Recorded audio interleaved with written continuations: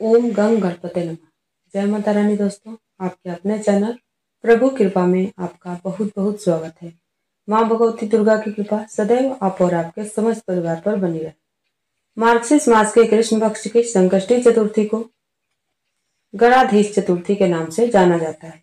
इस दिन भगवान गणेश की विधि विधान से पूजा की जाती है और भगवान गणेश की कृपा की प्राप्ति के लिए व्रत धारण किया जाता है। संकष्टी चतुर्थी के दिन भगवान गणेश की पूजा आराधना करने से किसी भी प्रकार की परेशानी हो, आपकी उससे मुक्ति मिल जाती है।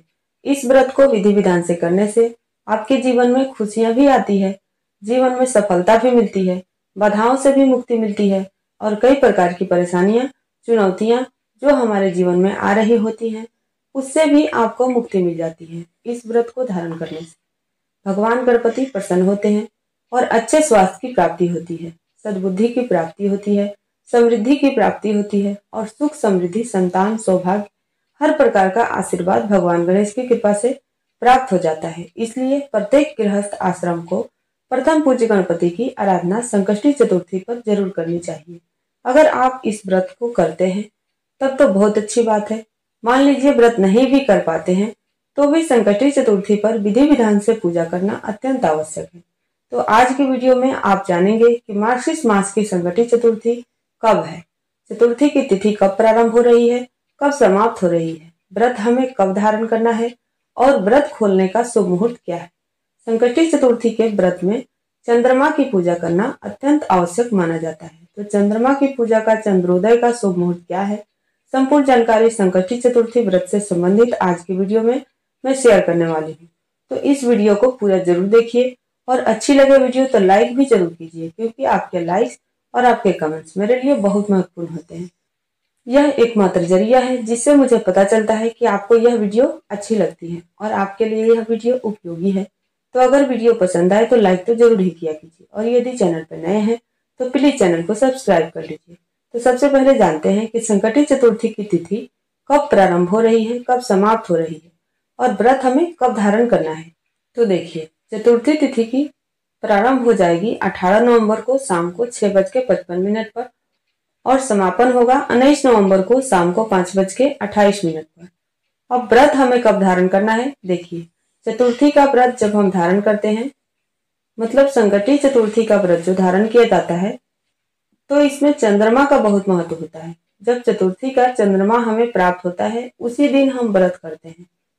तो इसके अनुसार 18 नवंबर 2024 को सोमवार के दिन संकष्टी चतुर्थी का व्रत धारण करेंगे, क्योंकि 19 नवंबर को चतुर्थी का चंद्रमा हमें प्राप्त नहीं हो रहा है, इसलिए 18 नवंबर को ही व्रत किया जाएगा। 18 नवंबर को सूर्योदय काल का समय है सुबह 6:46 पर और सूर्यास्त का समय है शाम को 5:26 पर। इस दिन ब्रह्म मुहूर्त का समय आपको प्राप्त हो रहा है सुबह 5:11 से सुबह 5:59 तक। इस समय में आप स्नान कर सकते हैं, पूजा इत्यादि कर सकते हैं और अपने व्रत का संकल्प ले सकते हैं। 18 नवंबर को अभिजीत मुहूर्त आपको प्राप्त हो रहा है सुबह 11:50 से दोपहर 12:35 तक। अभिजीत मुहूर्त में आप कोई भी शुभ कार्य कर सकते हैं, पूजा पाठ कर सकते हैं, दान धर्म कर सकते हैं, कोई नया कार्य भी प्रारंभ कर सकते हैं। और 18 नवंबर को राहु काल का समय आपको प्राप्त हो रहा है सुबह 8:08 से 9:29 तक। राहु काल में कोई भी शुभ कार्य प्रारंभ नहीं करना चाहिए, लेकिन अगर आप पहले से कोई शुभ कार्य कर रहे हैं तो बिल्कुल इस समय में भी कर सकते हैं। अब बात करें भगवान गणेश की पूजा के शुभ मुहूर्त के बारे में, तो देखिए सुबह 9:26 से सुबह 10:46 तक भगवान गणपति की पूजा का विशेष मुहूर्त है और शाम को प्रदोष काल में 5:26 से शाम 7:06 तक पूजा का शुभ मुहूर्त है। तो प्रदोष काल में पूजा अत्यंत आवश्यक है, इस शुभ मुहूर्त का ध्यान रखिए। इसी शुभ मुहूर्त में विशेष रूप से भगवान गणपति की आराधना की जाती है, पूजा की जाती है, आरती की जाती है। इसके साथ ही कथा इत्यादि भी आप चाहें तो सुबह सुन सकते हैं या फिर आप शाम को भी सुन सकते हैं। संकष्टी चतुर्थी के व्रत में चंद्रमा का बहुत महत्व होता है, क्योंकि चंद्रोदय के बाद ही व्रत खोला जाता है। तो चंद्रमा के उदय होने का शुभ मुहूर्त आपको प्राप्त हो रहा है शाम को 7:34 पर। संकष्टी चतुर्थी के दिन आपको प्रातःकाल जल्दी उठना चाहिए। उठकर नित्य कर्मों से निवृत्त हो जाइए, स्नान कर लीजिए, साफ स्वच्छ वस्त्र धारण कर लीजिए, फिर भगवान सूर्यदेव को जल दीजिए और अपने घर के मंदिर में विधि विधान से भगवान गणपति की आराधना कीजिए। सबसे पहले भगवान गणपति का पंचामृत से अभिषेक कीजिए, फिर पीले वस्त्र अर्पित कीजिए। इसके बाद उनके सामने शुद्ध घी का दीपक जलाकर अपने व्रत का पूजा का संकल्प ले लीजिए और फिर धूप दीप अक्षत पुष्प इत्यादि सभी चीजें अर्पित करके विधि विधान से श्रद्धा भाव से भगवान गणपति की पूजा आराधना करके मंत्रों का जाप कीजिए। और हाँ, भगवान गणपति को भोग में आप लगा सकते हैं मोदक का भोग, या फिर आप चाहें तो फलों का भोग लगा सकते हैं।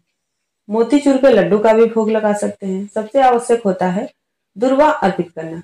हरी हरी दुर्वा जब भगवान गणपति को अर्पित की जाती है तो भगवान गणपति इतने प्रसन्न होते हैं कि मनवांछित कामनाओं की पूर्ति कर देते हैं। इसलिए दुर्वा अवश्य अर्पित कीजिए।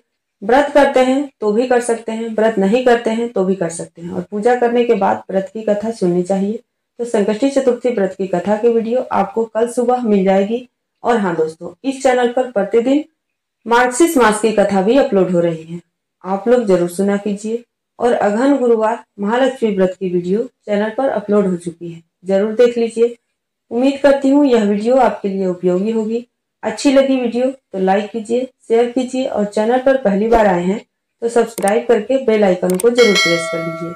अगर आपको आज की वीडियो अच्छी लगे तो मिलती हूँ मैं आपसे अगले वीडियो में। तब तक के लिए जय श्री राधे।